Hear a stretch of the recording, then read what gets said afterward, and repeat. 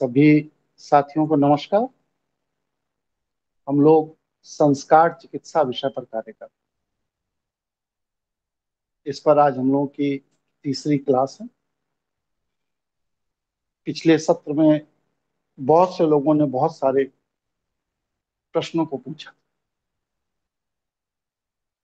इस बार इस सत्र में भी कुछ प्रश्न हमको व्हाट्सएप पर भेजे गए। पहले हम लोग प्रश्नों पर चर्चा कर लेते हैं, फिर समय के अनुसार नियमित वक्तव्य पर अपना काम करेंगे। अपने जो साथी प्रश्न करना चाहते हैं वो प्रश्न पूछ सकते। कोई एक साथी पहले प्रश्न पूछे।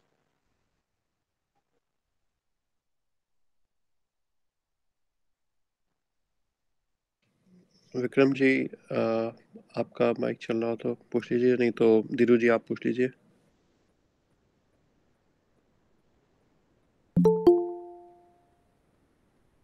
है नहीं जी, शायद कोई और साथी पूछना चाहता है या मैं शुरू करूं जी? नहीं है तो मैं शुरू करता हूं जी। प्रणाम, यतिन बोल रहा हूँ। मेरा प्रश्न है कि पिछली बार आप तीन महापुरुषों के बारे में बताया, तीन तरह के महापुरुष के बारे में बता रहे थे और बात बीच में रह गई थी। एक तो आपने बताया था कि जो जिनको पॉलिटिक्स के थ्रू बनाया जाता है, कुछ नाम भी लिए थे हमने, तो वो महापुरुषों की श्रेणी में नहीं आते। और ये इस संदर्भ में था कि किसी किसी व्यक्ति या किसी जीव का ऊर्जा चक्र, मतलब शिव औरा के पास से ऊर्जा से, कारण शरीर से, सूक्ष्म से स्थूल शरीर का, जो संस्कार के पॉइंट ऑफ व्यू से, तो महापुरुषों का जीवन चक्र कैसा होता है, ऐसा प्रश्न था जी उस समय। महापुरुष तीन तरह के होते हैं, जैसा कि पिछली बार हमने अपने वक्तव्य में बताया था। एक महापुरुष वो होते हैं जिन्हें राजनीतिक उद्देश्यों की पूर्ति के लिए राजनीतिज्ञों द्वारा या शासकों द्वारा महापुरुष घोषित किया जाता है, और उसके बाद जनता के प्रतिनिधि के तौर पर मात्र उस एक विशेष व्यक्ति को विशेष महत्व देकर के शासक अपनी इच्छा के अनुरूप निर्णय लेता है, जिसमें कि जनता की ओर से उसकी राजनीतिक स्वीकृति करवा दी जाती है। ये महापुरुषों में महात्मा गांधी को लिया जा सकता है, भीमराव अंबेडकर को लिया जा सकता है, जवाहरलाल नेहरू को लिया जा सकता है, या इस तरह के और भी बहुत से बड़े नाम हैं जिनको लिया जा सकता है। दूसरे महापुरुष वो होते हैं जो परिस्थितिवश संघर्ष करते करते कुछ ऐसा कर लेते हैं कि लोग उन्हें महापुरुष कहने लगते हैं, जैसे कि भगत सिंह। परिस्थितियां ऐसी हुई, उस परिस्थिति में जो उन्होंने संघर्ष किया, और संघर्ष देने के बाद जो उनको फांसी की सजा हुई, और उस फांसी की सजा के बाद जो लोगों का उनके प्रति समर्थन था, उस कारण जन सामान्य ने उनको महापुरुष घोषित। नेताजी सुभाष चंद्र बोस भी इसी कैटेगरी में आते हैं। भारत की राजनीति में असफल हो जाने के बाद वो जिस तरह साहस पूर्वक विदेश की यात्रा की, और विदेश से पूरे के पूरे अपने आलम्बन को खड़ा करके उन्होंने भारत की राजनीति में दखल किया, उस कारण उनको लोगों ने महापुरुष घोषित। लाला लाजपत राय जी भी इसी की श्रेणी में आते हैं, या ऐसे बहुत से नाम लिए जा सकते हैं। तीसरे महापुरुष वो होते हैं जो ईश्वर के निर्देश पर कार्य विशेष करने के लिए इस पृथ्वी पर भेजे जाते, जैसे आदि गुरु शंकराचार्य, स्वामी राम तीर्थ जी, चैतन्य महाप्रभु, कबीर दास, रैदास, या इस तरह के लोग जो जन्मजात उसी प्रवृत्ति से ओतप्रोत होते हैं, और वह आकर के भारत में आम जनमानस को, विश्व में आम व्यक्तियों को अपने ईश्वरीय ऊर्जा के अंश का प्रदर्शन करके उनको सही दिशा देते हैं, समाज को सही दिशा देते हैं। ये तृतीय श्रेणी के महापुरुष होते हैं। तो पहला राजनीतिक महापुरुष होते हैं, दूसरा परिस्थिति से पुरुषार्थ द्वारा परिस्थिति को जीतकर लोग महापुरुष बनते हैं। और तीसरा, जो जन्मजात ईश्वर की ओर से पृथ्वी पर मानवता के कल्याण के लिए, मानवता को मार्गदर्शन करने के लिए भेजे जाते हैं। ये तीन श्रेणी के तीन तरह के महापुरुष। ठीक है यति जी? जी।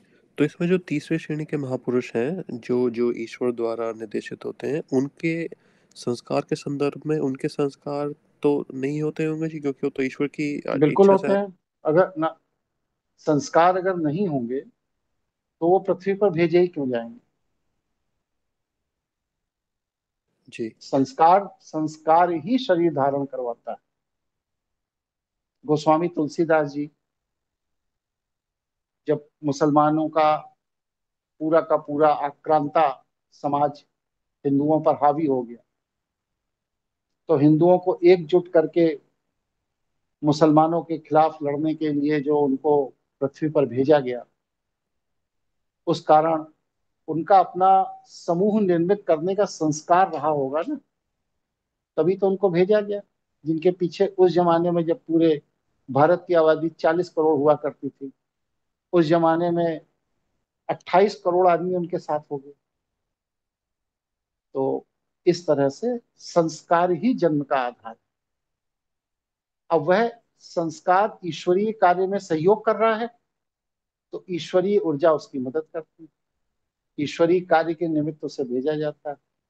अगर किसी का संस्कार ऐसा है जो ईश्वरीय ऊर्जा का सहयोग नहीं कर रहा है या ईश्वरीय व्यवस्था के विपरीत है, तो उस स्थिति में व्यक्ति पृथ्वी पर आता है, ईश्वरीय सहयोग न मिलने से वह संघर्ष करता रहता है और संघर्ष करके स्वयं में समाप्त हो जाता है, जो सामान्यतया इस पृथ्वी पर 99% लोगों के साथ देखा। ठीक है जी। जी। विक्रम जी का एक सवाल है, उनका माइक काम नहीं कर रहा, तो मैं उनके भी यहाँ पे पढ़ रहा हूँ जी। उनका सवाल प्रश्न है कि कर्तव्य और संस्कार में क्या अंतर है। जैसे कि सुबह 4 बजे उठना चाहिए, ये संस्कार है या कर्तव्य है। सुबह उठ के माता पिता को प्रणाम करना चाहिए, ये संस्कार है या कर्तव्य है। और सब संस्कार किस किस को बोला जाएगा जिसको हमको त्यागना है, और कर्तव्य कौन कौन सा है जिसको हमें पूरा करना है। ये विक्रम जी का प्रश्न है जी। ये एक प्रश्न नहीं है, इसमें 10-12 प्रश्न है। जी। सबसे पहला प्रश्न यह है, कर्तव्य और संस्कार में क्या अंतर है? कर्तव्य देश, काल, परिस्थिति, समाज के आधार पर निर्धारित होता है। जरूरी नहीं है कि भारत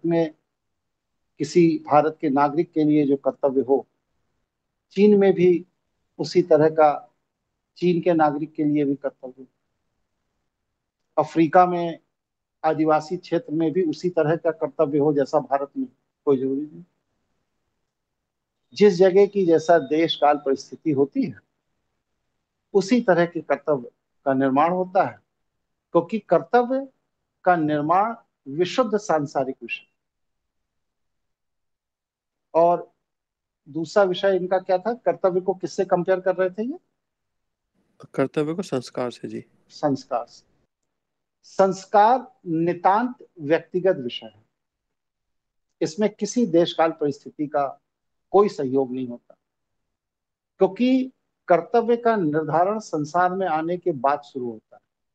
जब आप जन्म ले लेते हैं तब पता चलता है कि ये माँ है, ये पिता है, ये भाई है, ये चाचा है, ये पड़ोसी हैं, ये मोहल्ले वाले हैं।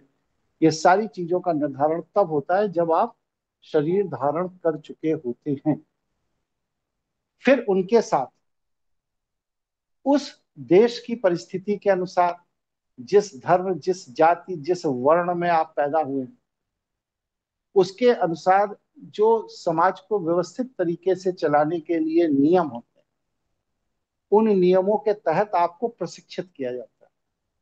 ब्राह्मण का बच्चा है तो उसका प्रशिक्षण अलग तरह से, क्षत्रिय का बच्चा है तो उसका प्रशिक्षण अलग तरह से होगा, कोई बनिया का बच्चा है तो उसका प्रशिक्षण अलग तरह से, कोई और दूसरी जाति का बच्चा है तो उसका प्रशिक्षण अलग तरह से। तो ये सारे के सारे प्रशिक्षण, ये सारा का सारा लोक व्यवहार कर्तव्य की श्रेणी में आता है। संस्कार का जन्म से कोई मतलब नहीं। संस्कार होता है जिसके प्रभाव से व्यक्ति जन्म लेता है। कर्तव्य में जन्म लेने के बाद कर्तव्य शुरू होता है। यहां पर जन्म लेने के पूर्व ही, गर्भ धारण करने के पूर्व ही जो आपके बुद्धि के अंदर चित्त और चित्त के अंदर स्थित संस्कार की मनोदशा होती है, उसके अनुसार ही आप गर्भ धारण करते हैं और उसी देश काल परिस्थिति में अपने को प्रशिक्षित करने के लिए जन्म लेते हैं। इसलिए संस्कार जन्म का आधार है, जन्म के पूर्व का विषय है, और संस्कार के प्रभाव में ही व्यक्ति गर्भ धारण करके जन्म लेता है, और कर्तव्य जन्म ले लेने के बाद शुरू होता है। हर व्यक्ति का कर्तव्य उस देश के काल परिस्थिति, व्यक्ति, समाज, जाति, वर्ण, व्यवस्था, शिक्षा के आधार पर अलग अलग, जबकि संस्कार सभी के एक जैसे। जी ठीक है। जी, अगला प्रश्न इसमें, है। हाँ, इन्हें इसी में एक जी दूसरा खंड है, 3 खंड थे ये। दूसरा प्रश्न जी, करिए ना। इनका इसी में खंड था जी कि माता पिता को सुबह उठकर प्रणाम करना चाहिए, ये संस्कार है ये या ये देश काल कर्तव्य? परिस्थिति का प्रभाव है। इसका तीसरा इसी में संस्कार था से कि कोई लेना देना नहीं। संस्कार किस किस को बोला जाए जिसको हमें त्यागना है, और कर्तव्य कौन कौन सा है जिसको हमें पूरा करना है?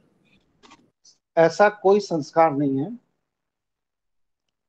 चाहे वह अच्छे से अच्छा हो चाहे बुरे से बुरा हो, जिसको आपको संग्रहित करना। संस्कार, अच्छे से अच्छा संस्कार भी आपको बंधन में डालता है, और बुरे से बुरा तो बंधन में डाल ही रहा है।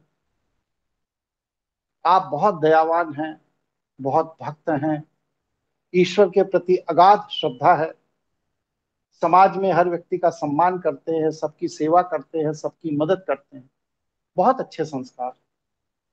लेकिन ये संस्कार भी आपके बंधन का ही कारण है। आप इन्हीं संस्कारों के बार बार रसास्वादन और पूर्ति के लिए बार बार जन्म लेते रहेंगे। इसलिए अच्छे से अच्छा संस्कार भी विष है, जहर है। अगर संस्कार चिकित्सा की चर्चा की जा रही है तो वहां पर संस्कार का मतलब अच्छा और बुरा होना नहीं है, बल्कि चित्त के अंदर कोई भी मनोदशा का विचार, जिसे आप संस्कार कहते हैं, वह आपके बंधन और आपकी परेशानी का कारण। ठीक है। जी, इसी में इन्होंने एक और पूछा है कि जैसे हम आपको प्रणाम करते हैं, तो जब हम आपको प्रणाम कर रहे हैं, ये हमारा संस्कार है या ये अपना कर्तव्यनिष्ठ होकर के परिस्थिति, आपको प्रणाम? कर्तव्यनिष्ठ होकर कर रहे हैं, परिस्थितिवश, क्योंकि आप ऐसे परिवेश में पैदा हुए। अगर आपके यहाँ ऐसा होता, ऐसे संस्कार विकसित किए जाते जन्म लेने के बाद, आप लोगों के संस्कार नहीं मतलब कि परिस्थितियों में प्रशिक्षण, के गुरु को सामने आते ही 2-4 माँ बहन की गाली देनी है, तो आप मेरे माइक ऑन करते गालियां देना शुरू कर देते, क्योंकि आपका प्रशिक्षण उस तरह से किया गया। जी ठीक है। जी जी, ये विक्रम भाई के क्वेश्चन पूरे हुए जी। अब हम्म। अब मेरे कुछ क्वेश्चन है, धीरू जी के क्वेश्चन भी आए थे लिस्ट में, पर वो भी शायद ज्वाइन नहीं किया उन्होंने अभी। तो मेरा प्रश्न है जी, पिछली बार हम पूर्वाग्रह पर हम डिस्कशन कर रहे थे, तो उसके बारे में थोड़ा चिंतन किया, तो उसके दो तीन स्वरूप समझ में आते हैं, आप बताइए वो ठीक है कि नहीं। एक स्वरूप लगता है पूर्वाग्रह का कि जब हम किसी चीज़ को जाने अनजाने एज्यूम कर लेते हैं, कि जैसे पिछली बार मैंने एज्यूम किया था कि प्रश्न पूछे हैं तो आपको उस बात से खुशी हुई होगी। दूसरा मुझे स्वरूप समझ में आया कि जब हम किसी को जज कर रहे होते हैं, जैसे कि मान लो हम दुकान पे बैठे हैं और एक ग्राहक आया, बढ़िया कपड़े पहन रखे हैं, बड़ी गाड़ी में आया, हम उसको आदर सत्कार से बात करते हैं, चाहे उसके जेब में पैसे हो या नहीं हो। दूसरा ग्राहक आया, उसने उतने बढ़िया कपड़े नहीं पहन रखे, हम उसको उतना सत्कार से बात नहीं करते, ये नहीं कहते आइए सेठ जी, चाहे उसके जेब में उससे ज़्यादा पैसे हो। ये हो गया जज करना। ये दो स्वरूप हुए। तीसरा स्वरूप होता है जबकि हम किसी व्यक्ति की बात को अपने हिसाब से इंटरप्रेट करते हैं, पॉजिटिवली या नेगेटिवली। ये खास तौर पे रिश्तों में, पति पत्नी, भाई बहन, माता पिता, परिवारों में, कि एक व्यक्ति कुछ कहना चाह रहा है, उस व्यक्ति के उस बात को हम अलग तरीके से समझते हैं और अपने हिसाब से उसको इंटरप्रेट करते हैं। ये तीन चीज़ें मुझे लगा जैसे कि पूर्वाग्रह है, तो ये क्या समझ ठीक है जी या इसमें कुछ और कमी बेशी है जी? ये सब पूर्वाग्रह है। पूर्वाग्रह का मतलब बस सिर्फ इतना ही है कि किसी भी विषय पर जिस भाव के साथ विषय को रखा गया है, उस भाव के साथ उस विषय को स्वीकार न करना। अर्थात रखा किसी दूसरे भाव के साथ गया है और आप समझ किसी दूसरे भाव में रहे हैं, तो वो जो जिस भाव के साथ रखा गया है और जो आप बदले हुए भाव में समझ रहे हैं, इन दोनों के बीच में जो ऊर्जा काम करती है वो पूर्व। जी। तो इसमें जैसे पास्ट एक्सपीरियंस भी आएंगे, जैसे किसी ने हमें मान लीजिए बिल्कुल आएंगे, बिल्कुल भूत में आएंगे। किसी किसी ने हमें धोखा दिया, और हमने वो हम्म। लेसन सीख लिया उससे कि भाई इस आदमी से बच के रहना है। लेकिन अगली बार वो व्यक्ति हमारे पास आ रहा है, तो अब ये नहीं पता कि वो धोखे देने की नीयत से आ रहा है या वो सही में जेन्युइन आदमी हमारे पास आ रहा है। अगर हम पूर्वाग्रह छोड़ देंगे तो हम तो हर बार धोखा खाते रह सकते हैं, ऐसा भी हो सकता है जी। क्यों? क्यों खाते रह सकते? क्योंकि जब जैसे पिछली उदाहरण पिछली दीजिए, जैसे कि उदाहरण दीजिए। जैसे जैसे मान लीजिए कोई व्यक्ति है जिसको, जो कि आपसे प्यार से बहला फुसला करके आपसे मान लीजिए पैसे खींचने की नीयत में रहता है, जनरली ये उसका स्वभाव है, और उसको हमने ठीक। पहले एक दो बार देखा है हम्म। और धोखा खाया है। और आगे से हमने, जब पिछली बार ऐसा हुआ था तो हमने सोच लिया कि भाई आगे से इस व्यक्ति के साथ पैसे का लेन देन नहीं करना है। ठीक है, हम्म। ये एक जीवंत उदाहरण है मेरे परिवार में, वहीं से हम्म। मैं उठा रहा हूँ। तो हम्म। वैसे व्यक्ति बहुत अच्छे हैं, सब तरह सामाजिक हैं, प्रेम है, सब है, लेकिन पैसे को लेकर के थोड़ा सा उनका हिसाब किताब गड़बड़ है। हम्म। तो तो ये एक तरह से पूर्वाग्रह हो गया। लेकिन जब हम्म। भी कभी, तो जब तक आप बच के रहते हैं, पैसे की बातचीत नहीं आती, तब तक तो ठीक है। जैसे ही डिस्कशन पैसे को लेकर के आता है तो उनके उनका एक वो षड्यंत्र सा शुरू हो जाता है घेरने का, कि भैया कैसे तरह आप से ये इसके। बताइए यति जी के आवश्यकता से अधिक पैसा अगर आपके पास है जी। तो देने में क्या दिक्कत? हाँ। अभावग्रस्त है, जी नहीं। पर्याप्त पैसा नहीं है, तो भाई बात समझ में आती है कि कोई व्यक्ति मदद मांग रहा है, जो हम ही को नहीं हो पा रहा है तो हम दूसरे को कहाँ से दें? लेकिन अगर अभावग्रस्त नहीं है और पर्याप्त संसाधन, पर्याप्त पैसा है, और अगर हम उसे अच्छा व्यक्ति मानते हैं, तो उसकी मदद करने में दिक्कत क्या है? एक बार, दो बार, मदद, चार बार, क्या दिक्कत? क्योंकि ये जो मदद मांग रहे होते हैं उनको मदद नहीं चाहिए होती, उनके इनका शुरू से ऐसा रहता है कि भैया पैसा खींचा जाए, पैसा लो और लेकर तो के फिर रखो। तो फिर आप तो फिर आप उसको अच्छा व्यक्ति मत कहिए ना। आप जी। अपने बात में ही कंट्रोवर्सी पैदा कर रहे हैं। एक तरफ आप कह रहे हैं व्यक्ति बहुत अच्छे हैं, बड़े मिलनसार हैं, जिम्मेदार हैं, सहयोगी हैं, एक तरफ आप जी। उनको अच्छा कह रहे हैं, और दूसरी तरफ आप ही कह रहे हैं कि वो धूर्त हैं, बेईमान हैं, मक्कार हैं, मीठी मीठी बातें करके पैसा आपका ले लेना चाहते हैं। तो ये विरोधाभासी बातें, आपके मस्तिष्क में उनका इमेज ही क्लियर नहीं है। जी। तो आपके मस्तिष्क में अगर इमेज क्लियर नहीं है, तो आप पहले अपने मस्तिष्क की इमेज क्लियर करिए कि उस व्यक्ति को मैं धूर्त मक्कार की श्रेणी में रखूं या सीधे सरल ईमानदार व्यक्ति की श्रेणी में। अगर आप उसको धूर्त मक्कार की श्रेणी में रखते हैं, तो उस व्यक्ति के साथ आपका व्यवहार ऐसा होना चाहिए कि वह स्वतः आपसे अलग हो जाए। और अगर आप समझते हैं नहीं, व्यक्ति अच्छे हैं लेकिन परिस्थिति वश इस समय परेशान है, तो फिर उसके प्रति आपकी दृष्टि बदल जाएगी। जी, ये तो पहली आपको श्रेणी है। डिसाइड करना है। जी, पैसे को लेकर के थोड़े दूरता है। तो हम्म। तो पैसे और को लेकर धूर्ता है तो एक बार उनसे स्पष्ट शब्दों में कह दीजिए, भाई नमस्ते दुआ सलाम अपनी जगह है, लेकिन रुपए पैसे के विषय में हम आपका कोई सहयोग नहीं करते। एकदम स्पष्ट एक लाइन की बात। एक दो जी। बार मांगे भी, आउटराइट मना कर दीजिए, बात खत्म हो। तो जब मैंने ये व्यवहार किया उनके साथ, तो ये मेरा पूर्वाग्रह ही तो आया, फिर इसको मैं छोड़ दूंगा तो। पूर्वाग्रह नहीं है, ये आपका निर्णय है। जी। पूर्वाग्रह नहीं, ये आपने निर्णय लिया कि ये जी। व्यक्ति ठीक नहीं है, अच्छे नहीं है, और अनुभव में ये व्यक्ति ठीक नहीं पाएगा। ऐसी स्थिति में इस व्यक्ति के साथ पैसे से संबंधित कोई संबंध नहीं रखना, ये मेरा अपना निर्णय है। जैसे पति पत्नी में लड़ाई हो गई, एक ही साथ एक ही कमरे में है, एक ही घर में है, लेकिन एक आपस में निर्णय हो गया कि भाई इनको मेरी बात समझ में नहीं आती, तो इस विषय पर पत्नी के साथ मुझे बात नहीं करनी, और आज जो विषय है इसको 2 दिन 3 दिन इस विषय पर मैं कोई बात नहीं, वही मैंने निर्णय लिया। और जब आप निर्णय ले लेंगे तो चीजें अपने आप उस दिशा से होंगी। जी, धन्यवाद, ये पॉइंट अच्छा क्लियर किया आपने। अ, ये थोड़ी क्लैरिटी चाहिए थी कि पूर्वाग्रह और निर्णय। तो इसी से जुड़े और सवाल है जी कि हमने तीन चार शब्द पिछली बार इस्तेमाल किए थे, एक आदत, एक स्वभाव, एक पूर्वाग्रह, एक अवधारणा और संस्कार। आदत और स्वभाव एक ही चीज है। जी। और अवधारणा, संस्कार और पूर्वाग्रह, इनमें अंतर थोड़ा और स्पष्ट कर दीजिए प्लीज। देखिए, मैंने बताया ना, संस्कार जो है, ये जब शिव ऊर्जा से कोई जीव अहम बोध के कारण अलग होता है, तो उस अहम बोध के कारण जब वह जीव अलग होता है तो वह अपना एक आकार धारण करता है। जो वो आकार धारण करता है वह कारण शरीर हो जाता है। उस कारण शरीर के रूप में बाहर आने पर उसके अपने अहम के जितने भी स्वरूप हों, 2, 4, 6, 10 हजार, 2 हजार, 10 लाख, 50 लाख, जितने भी अहम के स्वरूप हैं, उन हर स्वरूपों को कारण शरीर खंड खंड में बांटने के बाद उस शिव ऊर्जा के अंश को बिंब रूप में अलग कर। अब किसी के व्यक्ति के 50 संस्कार चिन्हित किए कारण शरीर में, 50 बिंब बना दिए। बिंब बनने तक कोई बात नहीं, लेकिन उस बिंब के अंदर जैसे ही चेतना के साथ वह संस्कार प्रवेश करता है तो बुद्धि का निर्माण होने लगता है। और बुद्धि का निर्माण होते ही एक आत्मा एक विशेष तरह के संस्कार के प्रशिक्षण के लिए तैयार हो जाए। फिर वह अपने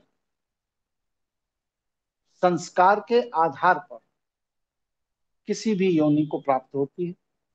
उस योनि के सहज और कट दोनों ही तरह के अनुभव को संयोजित करती है, उस पर चिंतन मंथन करती है, या तो उसमें और फंसती चली जाती है, और या अनुभव प्राप्त करने के बाद जब वह प्रशिक्षित हो जाती है तो वह उसको छोड़ करके संस्कार मुक्त होकर के वापस कारण शरीर में चली जाती है। ये स्थिति है संस्कार की।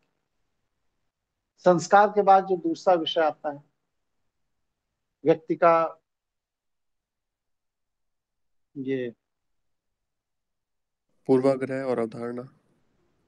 नहीं, पूर्वाग्रह नहीं, स्वभाव। संस्कार का आदत, स्वभाव। जी।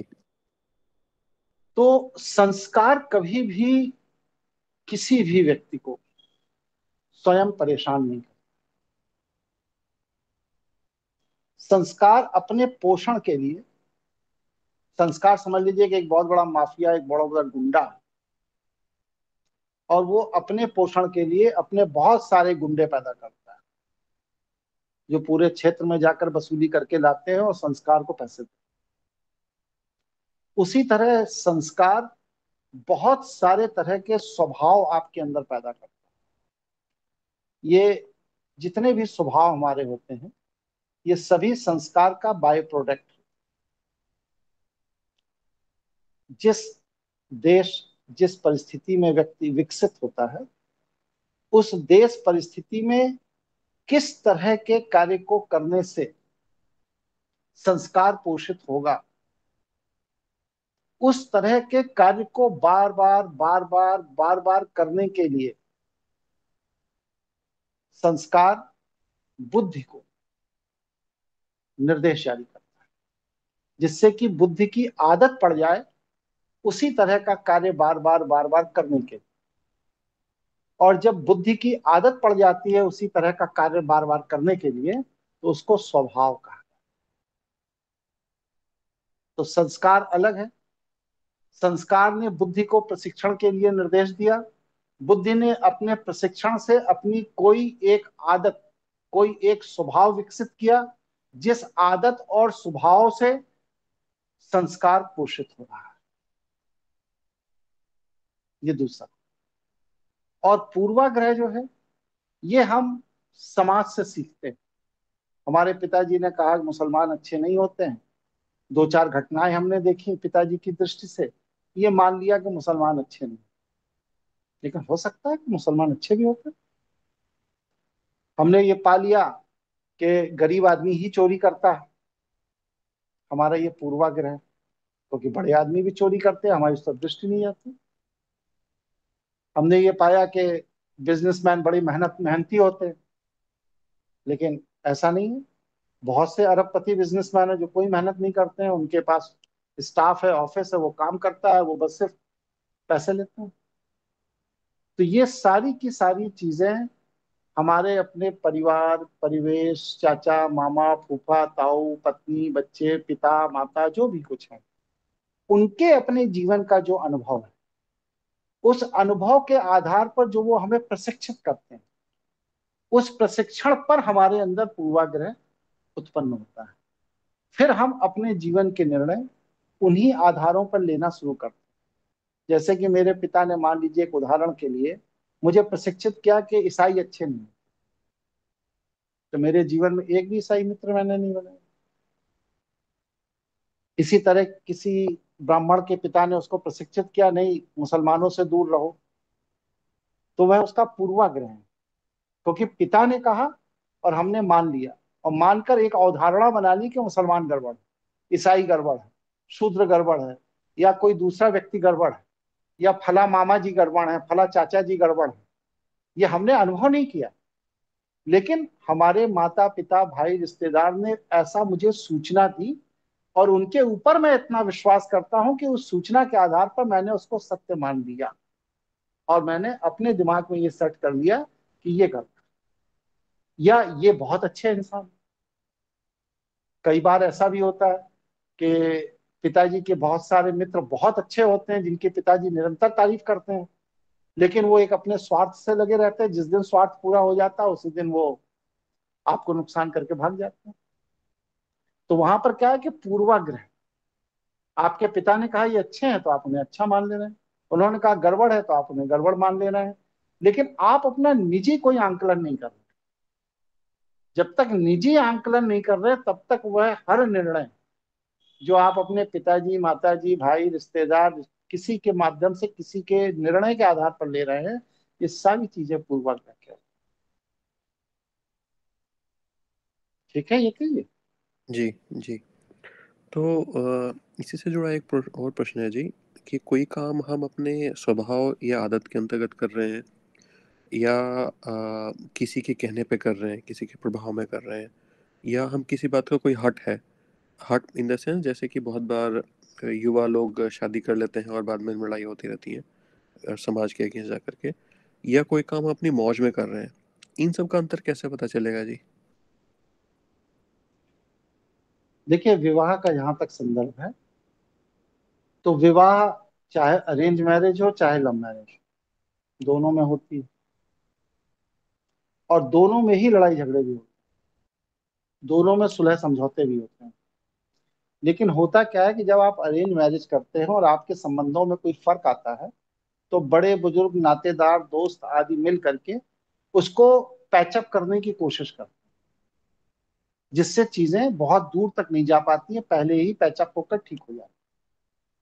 और जब आप समाज और परिवार की इच्छा के विरुद्ध विवाह करते हैं, तो यही लोग जो उनकी स्वीकृति पर विवाह करने में उसको पैचअप करने का कार्य करते हैं, वही लोग ऐसी परिस्थितियों का लाभ उठा करके और पति पत्नी को गुमराह कर, उनके बीच की दूरी और बढ़ा देते।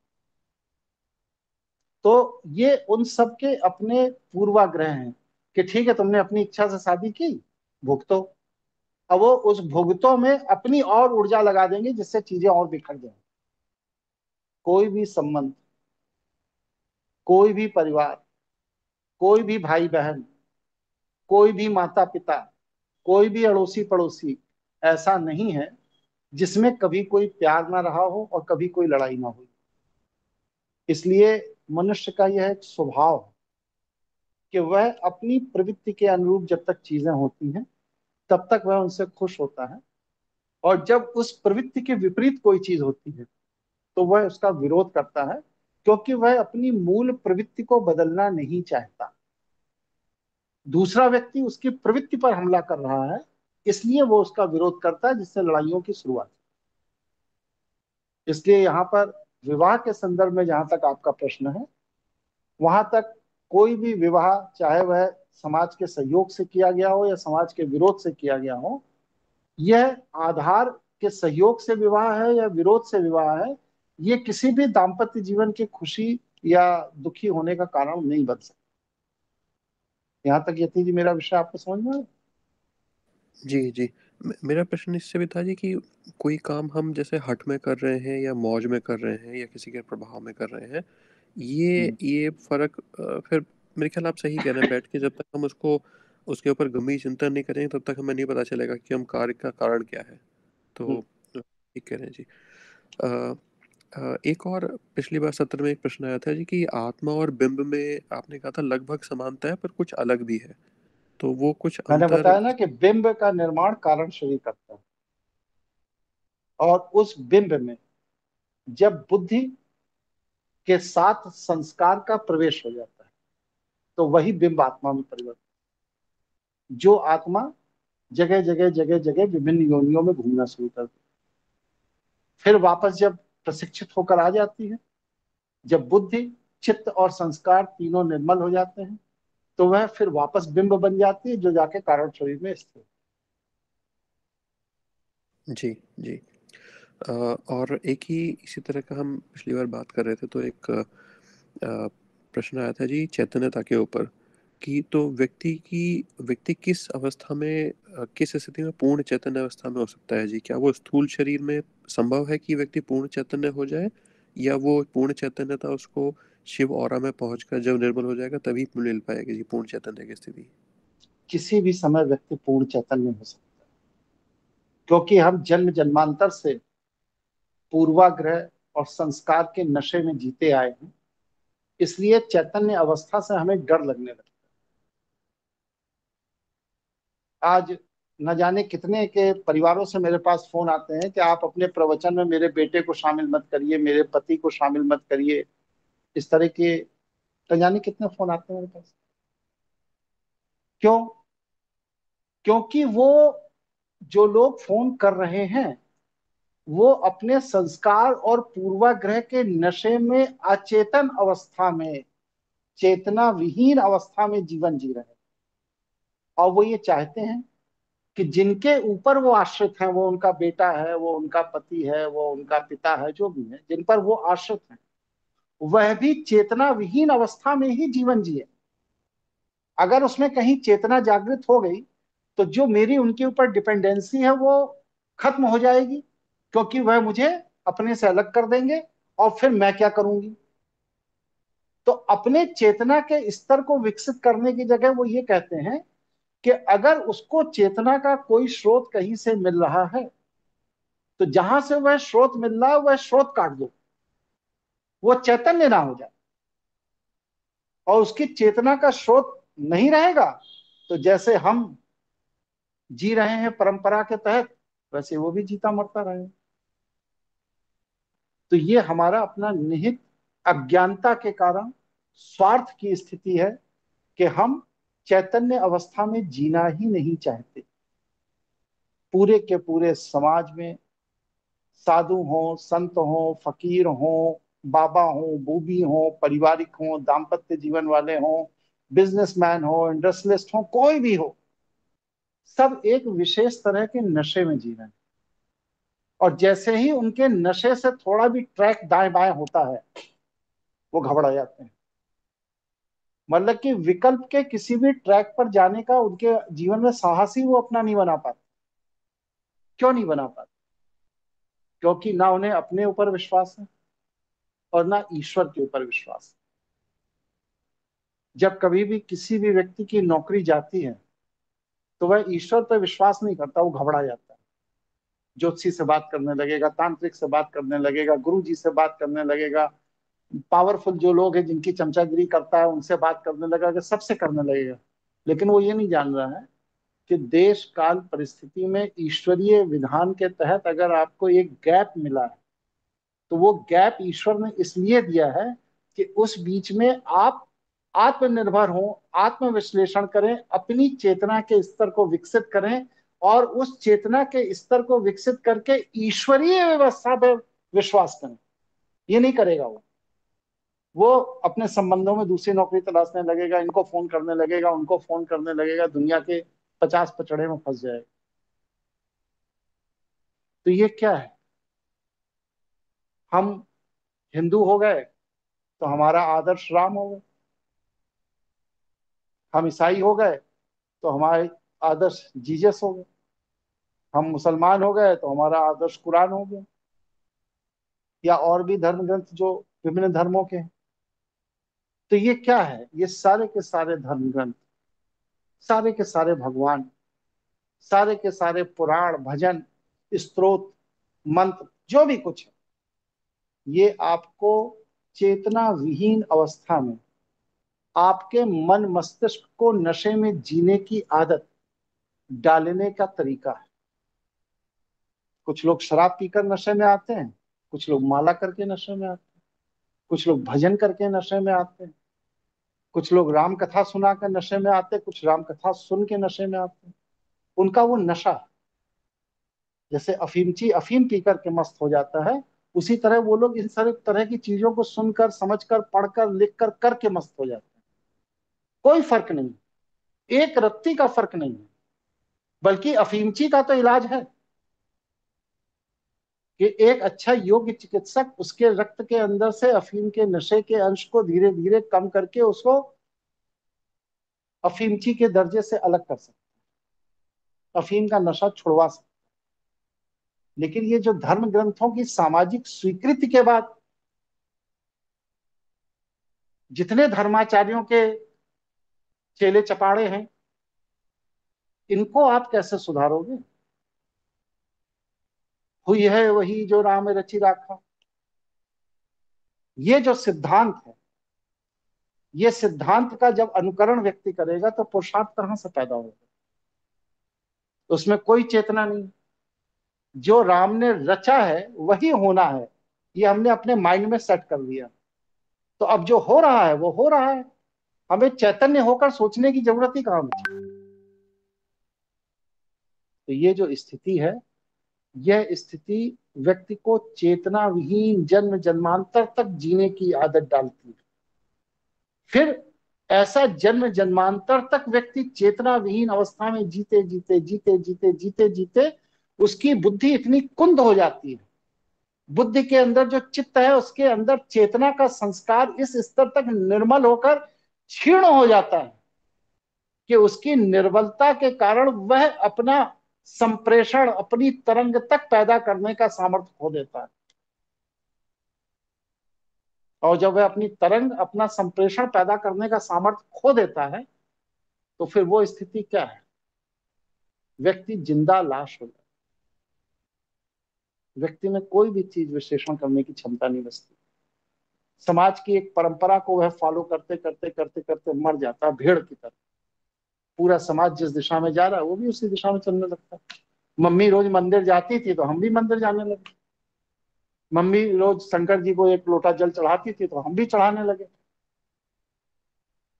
या मेरे पिताजी नमाज अदा करने जाते थे तो बचपन से हम भी मस्जिद जाते जाते नमाज अदा करने लगे, पूरी जिंदगी नमाज अदा कर डाली और मर गए।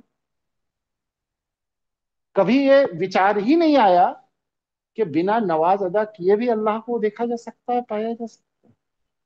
या बिना मंदिर कर माला जपे, बिना स्तोत्र पाठ के भी भगवान की अनुभूति की जा सकती है। क्यों? क्योंकि हमारे अंदर वह चेतना जो इस तरह की अनुभूति कराती है, उसको जन्म जन्मांतर से प्रशिक्षित करके शून्य कर दिया गया है। वह है, ईश्वर का अंश है, आपके चित्त के अंदर बैठा है, मर नहीं सकता क्योंकि वह ईश्वरीय ऊर्जा से संचालित है, इसलिए वह मर नहीं सकता। लेकिन हमने अपने धर्म के कारण, अपने ग्रंथों के कारण, अपने धर्म गुरुओं के कारण उसको इतना निर्बल कर दिया कि अब उस चेतना के विकसित होने पर हम स्वयं भयभीत हो जाते हैं, अरे ये क्या हो रहा मेरे साथ। क्यों? क्योंकि वह जब चेतना विकसित होती है तो वह आपके संस्कारों में परिवर्तन करती है, वह आपकी आदतों में परिवर्तन करती है, वह आपके स्वभाव और पूर्वाग्रहों में परिवर्तन करती है। तो वह परिवर्तन हम नहीं चाहते हैं। हर व्यक्ति यथास्थितिवादी है। अगर सुविधा से मेहनत करके दो वक्त की सुरक्षित रोटी मिल रही है तो कोई भी व्यक्ति अपने उस परंपरा को नहीं छोड़ना चाहता। वो उसी पैटर्न पर थोड़ा कम ज्यादा, थोड़ा मान सम्मान कम ज्यादा कर लेगा, थोड़ा लाइफ स्टाइल में चेंज कर लेगा, थोड़ा अपने बॉस के हिसाब से अपने को एडजस्ट कर लेगा, लेकिन वह उससे अलग नहीं हटना चाहता। क्यों? क्योंकि हमें अपनी जीवनी ऊर्जा, अपनी चेतना, अपने ईश्वरीय व्यवस्था पर विश्वास ही खत्म हो गया। और ये किसने खत्म किया? ये उन धर्म ग्रोह चलाने वाले, धर्म के डकैतों ने खत्म किया, जिन्होंने आपके ब्रेन वॉश करके आपको ये समझा दिया कि वो जो कह रहे हैं वही सत्य है। क्यों? इसलिए आपको समझा दिया कि उन्हें अपना एक धार्मिक ग्रोह बनाना है, और आप उस ग्रोह के सदस्य हैं। और वो कभी नहीं चाहते कि जो उनके धार्मिक ग्रोह का सदस्य हो गया है वह किसी दूसरे ग्रोह में जाके शामिल हो। ये दिक्कत है। जी। कुछ एक और प्रश्न है, उनको अगले सेशन में ले लें? मेरी बात कुछ आपको आवेगपूर्ण तो नहीं लग रही? नहीं, आपकी बात ठीक लग रही है। और इसी से जुड़ा एक और प्रश्न था, पर मुझे लग रहा है कि प्रश्न ज़्यादा हो जाएंगे, फिर आज की जो मुख्य विषय वो रह जाएगा। नहीं, तो इनको देखिए ऐसा है, विषय विषय सब यही है। आप लोग प्रश्न करते हैं तो मैं उसको आप लोगों के प्रश्न के उत्तर में बता रहा हूँ। नहीं है तो यही बातें हम प्रवचन के तौर पे बताएंगे। बातें तो सब वही है। अगर आपके पास कोई प्रश्न है, एक दो तीन जो भी है, पूछ लीजिए। जी, तो किसी अगला और प्रश्न था। साथी से पूछ लीजिए, कोई आपत्ति तो नहीं किसी को। अगर किसी की आपत्ति हो तो उसको भी कंसीडर किया जाना चाहिए। भाई सभी लोग समझ रहे हैं। गुरु जी कोई आपत्ति नहीं है, बस मेरा भी एक प्रश्न यही था। ये अभी शायद यति जी पूछेंगे कि ईश्वरी व्यवस्था क्या है और हमें क्या सहयोग करना है। ये मुझे लगता है कि थोड़ा सा इम्पोर्टेंट क्वेश्चन है, इसके बारे में इलाबोरेट कर दीजिए। चलिए, और किसी को कोई आपत्ति? यति जी के हमारे बीच में जो संवाद चल रहा है, इसमें जो नहीं जी, समय खिंच रहा है, इसमें किसी को कोई आपत्ति तो नहीं? आपत्ति नहीं है। यहाँ पे मेरा एक सवाल है गुरुजी, अब जितनी ये अभी चीज हुई इसके बीच में कि व्यक्ति जन्म जन्मांतर से फंसा आ रहा है, चला आ रहा है, वो एक एक समय है। लेकिन एक समय ऐसा भी तो होगा जब व्यक्ति जन्म लेता है, अगर बात तो ईश्वरीय ऊर्जा किसी न किसी अंश में कहीं ना कहीं उसको प्रक्षेपण करने के लिए या उसका उत्थान करने के लिए कहीं ना कहीं सहयोगी करती है, या वो किसी न किसी जन्म में अपना तो अपने आप को सुधारने का या चिंतन करने का तो कुछ करता होगा गुरु जी। बिल्कुल करते। पहली चीज ये समझिए कि ईश्वर ने आपको ब्रह्मांड रूपी प्लेग्राउंड में छोड़ दिया। जैसे कोई बच्चा बहुत उत्पाती हो तो माता पिता उसको ले जाके खेल के मैदान में छोड़ देते हैं और चुपचाप एक पेड़ के नीचे बैठ जाते हैं, कुर्सी के ऊपर। अब बच्चे से कहते हैं तुम्हें जितना उत्पात करते बने तुम इस प्ले ग्राउंड में कर डालो। वो कभी इस झूले पे चढ़ता है, कभी उस झूले पे चढ़ता है, कभी इस झाड़ी को हिलाता है, कभी उस फूल को तोड़ता है। वो अपना करता रहता है घंटे दो घंटे। फिर इसके बाद क्या होता है? किसी पेड़ के फूल तोड़ने की कोशिश करता है, कांटा लग जाता है, रोता हुआ कहाँ आता है? पिता के पास। दौड़ रहा है झूले से गिर गया, फिर रोता हुआ कहाँ आएगा? पिता के पास। तो झूले में सुख है, झूलने का, इसमें कोई शक नहीं। लेकिन वही झूला उसे यह प्रशिक्षित करता है कि अगर तुम सही तरह से नहीं झूलोगे तो यही झूला तुम्हारे पीड़ा का कारण भी बनेगा। उसी तरह से संसार में जीने का एक अपना सुख है, कोई संदेह नहीं। लेकिन यही संसार हमें यह भी प्रशिक्षित करता है कि अगर ईश्वरीय व्यवस्था के विपरीत जाकर इस संसार में जियोगे तो यही संसार तुम्हारे पीड़ा का कारण भी बन जाएगा। यही प्रशिक्षण। और जब व्यक्ति जीवन में बहुत बार झूले से गिर लेता है, संसार में पीड़ा झेल लेता है, तो व्यक्ति क्या करता है? उसका झूले के प्रति मोह भंग हो जाता है, संसार के प्रति जीव का मोह भंग हो जाता है। फिर क्या होता है? फिर वह आत्मचिंतन करता है, फिर वह संसार नहीं देखता, फिर वह अपने आप को देखता, अपने अंदर झांकना शुरू करता है, अपनी अंतस यात्रा शुरू करता है। और जब वह अपनी अंतस यात्रा शुरू करता है तो वह उस कारण को ढूंढता है जिस वजह से बार बार वह इस संसार में आ रहा था। फिर उस अंतस कारण को ठीक करके वह संसार के आवागमन से मुक्त हो। ठीक है सुशील जी? जी बिल्कुल ठीक है गुरु जी। अब इसमें एक बात और आपकी मेरे को यानी याद आती है कि भाई इसका भी कोई टेन्योर फिक्स नहीं है कि आप सब कुछ ठीक कर कर पहुंच गए और पहुंचने का फिर कभी वापस नहीं आएगी। बस सिर्फ चेतना को जागृत करे बिना और कोई विकल्प नहीं। अभी आप 10,000 साल तक जन्म ऐसे ही लेते रहेंगे, मरते रहेंगे, लेते रहेंगे, मरते रहेंगे। क्यों? क्योंकि आपने अपने चेतना को जागृत नहीं किया, और चेतना जागृत नहीं हुई है तो आप वापस निर्बल निर्मल हो करके बिंब में प्रवेश नहीं कर पाए, कारण इसमें शरीर में प्रवेश नहीं कर पाए। जैसा पिछली बार बता रहे थे गुरु जी कि भाई कारण शरीर में जाने के बाद जब वो औरे के अंदर प्रवेश करना शुरू करती है और कर जाती है, तो हो जाने के बाद भी कोई गारंटी नहीं कि वो वापस नहीं आएगी, वो परमानेंट। भाई अगर वहां जाकर विकार जागृत हो गया तो क्या करोगे आप? भाई कोई तो विकार जागृत हुआ था तभी आप संसार में आए। जी मैं एग्री करता हूँ। मेरा यहाँ पे एक ये है कि जैसे मान ली कारण शरीर बना, उसने बिंब बनाए और उसके बाद उसमें चेतना का स्तर, चित्त बुद्धि जो भी होता है, फिर वो आत्मा बनती है। तो गुरु जी जब वो आत्मा वहां से फिर निर्मल होकर वापस बिंब बन गई, तो बिंब के अंदर संस्कार कैसे वापस विकसित हो जाए? नहीं, बिंब के अंदर नहीं होगा। वो बिंब हो गया, बिंब स्थिर हो।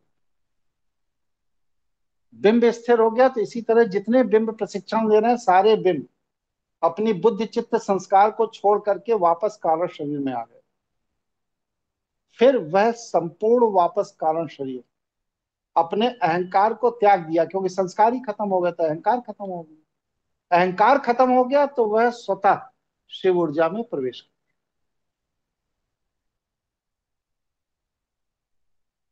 जी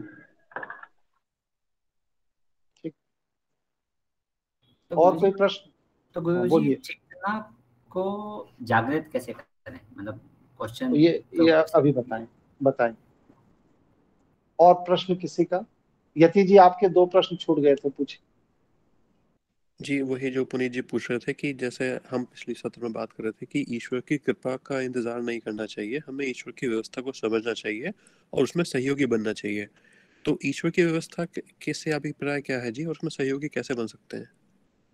पहली चीज ये समझ लीजिए कि ईश्वर की कृपा जैसी कोई चीज नहीं। ये बहुत बड़ा वैष्णव द्वारा फैलाया गया मानसिक भ्रम। ईश्वर की कृपा जैसी कोई चीज, क्या पेट्रोल की कृपा से गाड़ी चलती है, या गाड़ी चलने का एक मैकेनिज्म है जिसमें पेट्रोल कंज्यूम होता है? आप बताइए। जी हाँ, एक मैकेनिज्म है और वही मैकेनिज्म समझना चाह रहे हैं जी कि क्या है ईश्वर का वो मैकेनिज्म जी। वही कहा ना, वो एक मैकेनिज्म है, उस मैकेनिज्म से गाड़ी चल रही। पेट्रोल की कृपा से गाड़ी नहीं चल रही। अगर आप रोज जाकर के पेट्रोल टंकी के बाहर एक नारियल चढ़ाए, फूलमाला चढ़ाए और दिया लेकर रोज उसकी आरती करें पेट्रोल टंकी की, तो उससे आपकी गाड़ी नहीं चलेगी, जो हम लोग कर रहे हैं। भाई पेट्रोल टंकी की जगह दुर्गा जी की मूर्ति रखनी है, रामचंद्र जी की मूर्ति रखनी है, हनुमान जी की मूर्ति रखनी है, काम तो वही कर रहे हैं, गाड़ी नहीं चल रही, घसीट रही। क्यों? क्योंकि उसका जो मैकेनिज्म है उसमें जब तक पेट्रोल डाला नहीं जाएगा तब तक वो इंजन रन नहीं करेगा। इंजन रन नहीं करेगा तो गाड़ी नहीं चलेगी। ठीक इसी तरह हमारी जो जीवनी ऊर्जा है वह ब्रह्मांड की ब्रह्म ऊर्जा का अंश है। हम जीवनी शक्ति को जीवन भर जीवनी शक्ति को जीवनी ऊर्जा समझते रहते हैं। और बहुत बड़े बड़े साधकों की भी मैं बात कर रहा हूं, जिनकी जटाएं कमर तक लटक गई हैं, चेहरे पर झुर्रियां पड़ गई हैं, भभूत लगाते लगाते हाथों में छाले पड़ गए हैं, उनकी बात कर रहा हूं। वो लोग भी जीवनी शक्ति और जीवनी ऊर्जा के आयाम को नहीं जानते। अब वो कैसे आपको प्रभावित करते? आप बैठेंगे तो वो राम पर कोई कहानी सुनाने लगेंगे, कृष्ण पर सुनाने लगेंगे, शंकर जी पे सुनाने लगेंगे, दुर्गा जी पे सुनाने लगेंगे। अरे आप अपने जीवन की अनुभूति सुनाइए ना। फिर अपने को चमत्कारिक सिद्ध करने के लिए वो अपने जीवन पर राम और कृष्ण की चमत्कारिक घटना बताने लगेंगे। मैं फला बस स्टैंड पे गया तो कृष्ण की तरह एक लड़का आया, उसने मुझको एक पेड़ा दिया, तो एक लोटा पानी दिया, तो ये दिया, तो वो दिया, दुनिया की कहानी सुनाई। होता है ऐसा, ये मैं नहीं कह रहा हूं कि नहीं होता, होता है। लेकिन जो हो रहा है वह ईश्वरीय व्यवस्था के तहत हो रहा है। बात यहां पर ईश्वरीय व्यवस्था को समझने की है। अगर आप ये नाकार देते हैं कि ऐसा नहीं होता है, तब तो आपने ईश्वरीय व्यवस्था को ही नाकार दिया, फिर तो ईश्वर है ही नहीं, बात ही खत्म हो गई। लेकिन हो रहा है, बच्चा आ रहा है, मोहनी सूरत है, सुंदर है, और वह आपको पेड़ा दे रहा है। आप भूख से व्याकुल हैं, आप पेड़ा लेकर पानी पी रहे हैं। यह ईश्वरीय व्यवस्था का अंश है, लेकिन ये चमत्कार नहीं, ये एक विज्ञान। जब आपके भूख के कारण आपकी व्याकुलता उस परम पराकाष्ठा तक चली जाती है जहां पर भूख के कारण आपकी जीवनी शक्ति क्षीण होकर समाप्त होने लगती है, उस समय आपकी जीवनी शक्ति के क्षीण होकर समाप्त होने की स्थिति में आपका शरीर शिथिल होकर खत्म होने वाला होता है, तब आपकी जीवनी ऊर्जा आपके मूलाधार से सुषुम्ना के माध्यम से ऊपर जाती है सहस्त्रार्थ, और सहस्त्रार्थ से वह ब्रह्मांड को निर्देश देती है कि ये व्यक्ति अपनी अज्ञानता, अपनी बेवकूफी, अपनी परंपरा या किसी भी कारण से अपने अनुभव करने के लिए जो इस पृथ्वी पर भेजा गया था, उस कार्य को अधूरा छोड़ दे रहा है। क्यों? क्योंकि जिस शरीर में कर्मेंद्रियां और ज्ञानेंद्रियां लगी हैं, वह शरीर ही नहीं रहेगा, तो अनुभव कैसे करो? तब वह हमारा ब्रह्मांड से मदद मांगता है। फिर जब ब्रह्मांड से मदद मांगता है, तो वह ब्रह्मांडीय ऊर्जा इस पृथ्वी पर किसी भी एक व्यक्ति, दो व्यक्ति को प्रेरित कर कि तुम उस तरफ जाओ, उस मार्ग से जाओ, उस व्यक्ति के निकट से जाओ, और उस व्यक्ति को इतना पोषण दो कि उसकी शारीरिक चेतना, जीवनी शक्ति पुनः सक्रिय हो जाए। जैसे कि गौतम बुद्ध जब बैठ गए ध्यान साधना में, अन्न जल त्याग दिए, मरणासन्न हो गए, बेहोश होकर अचेतन हो गए, तब क्या हुआ? तो उनके मूलाधार की ऊर्जा सुषुम्ना से उनके ब्रह्मांड तक गई, और उसने प्रकृति को निर्देश दिया। प्रकृति ने किसको ढूंढा? एक ऐसी महिला को जिसके अभी हाल में पुत्र पैदा हो, जिसमें पुत्र मोह है, अभी अभी पुत्र पैदा, और वो कहां जा रही है? पूजा करने जा रही है, मतलब धार्मिक प्रवृत्ति की भी। क्या लेकर जा रही है? शुगर, चीनी, मिठास से बनी हुई चीज लेकर जा रही है, और उसी मार्ग से जा रही है जंगल के अंदर, जो कि उसका नियमित मार्ग नहीं है, लेकिन वह उसी मार्ग से जा रही है जिस मार्ग पर बुद्ध बेहोश पड़े हुए। और वह सुजाता नाम की महिला बुद्ध को उस भगवा कपड़े में बेहोश अवस्था में देखकर उसके मन में करुणा, दया पैदा होती, और वह उसके जो जल मंदिर में चढ़ाना था, वह जल उनके मुंह में डालती है। थोड़ा उनके अंदर सुध-बुध आती है जल के प्रभाव से। फिर उनके निर्बल होने का कारण पूछती है, तो वो अपने अन्न जल त्यागने की बात करते हैं। तब वह खीर का कटोरा बुद्ध को खिलाती। तो वह जो खीर का कटोरा बुद्ध को खाया, या सुजाता ने बुद्ध को खिलाया, वह खीर का कटोरा स्वतः नहीं पहुंचा, वह पहुंचा ईश्वरीय व्यवस्था के तहत ही, जिसको खाने के बाद जीवनी शक्ति, जीवनी ऊर्जा नहीं, जीवनी ऊर्जा तो काम कर ही रही है, जीवनी शक्ति को ऊर्जा मिलती है, और ग्लूकोज के सर्कुलेशन होने से पूरी बॉडी में बुद्ध चैतन्य अवस्था में फिर से बैठ जाता। और इसके बाद वह सुजाता गांव में जाकर घटना का जिक्र करती है।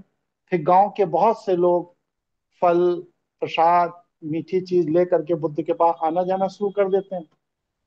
खाली समय में लोग आकर के बुद्ध के पास एक सन्यासी वेश होने के कारण बैठना शुरू कर देते हैं, और इस तरह बुद्ध धीरे धीरे धीरे धीरे उस क्षेत्र के तपस्वी व्यक्ति में गिने जाने लगे।